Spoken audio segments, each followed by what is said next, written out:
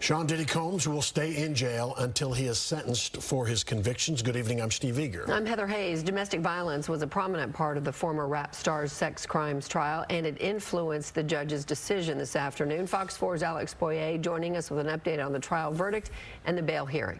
Alex. Hi, guys. You know, the judge cited violence towards previous girlfriends as the reason for denying Combs' bail. Now, Combs' legal team had hoped that the judge would release him on a $1 million bond, along with a list of conditions that they submitted in advance of the hearing. But the judge sided with the prosecution, who contended that Combs was still convicted of violent offenses and therefore should not be granted bail while awaiting his sentencing.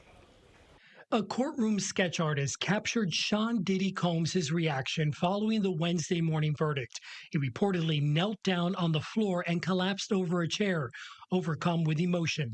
Combs then got up and continued to pump his right fist, seemingly relieved that he was acquitted of the most serious charges, sex trafficking and racketeering. I think this would certainly be considered a victory for P. Diddy. Russell Wilson is a criminal defense attorney not involved in this case. The jury did agree with the prosecution's argument that the Grammy-winning rapper and hip-hop mogul flew people around the country, including his girlfriends, and paid male sex workers to engage in sexual encounters, thus convicting him of the 2 prostitution charges. After weeks of often graphic testimony, the prosecution failed to convince jurors of the more egregious allegations. Wilson explains why. One of the focuses was certainly on adults consenting to sexual activity, even if it might not be normal sexual activity, might not be whatever normal means for us, right? But the whole notion of sex trafficking required force, fraud, or coercion. And I think there was a lot of evidence that the alleged victims in the case knew what was going to be happening, participated voluntarily in what was happening, and that, I think, undermines the notion of force, fraud, or coercion.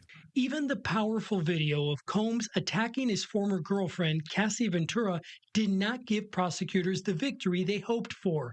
Combs' defense openly admitted it was domestic violence, but that was not among the charges. After the verdict, Combs' family exited the courthouse to a crowd of spectators. At least one relative gave a thumbs up to the cameras. Others smiled as they were escorted to a waiting van. The lawyer who represents Ventura talked to reporters about the mixed verdict.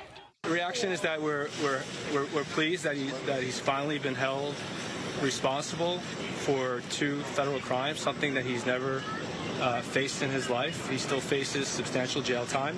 Of course, we would have liked to have seen a conviction on the sex crimes in RICO, but we understand beyond a reasonable doubt is a high standard. So Combs faces up to 10 years in prison for each of the 2 counts. The judge, of course, will decide if those sentences, whatever it is, would be stacked or run concurrently. Combs will receive credit for time served. A sentencing will likely happen a few months from now. Back to you. All right, Alex Boyer in the newsroom. Alex, thank you.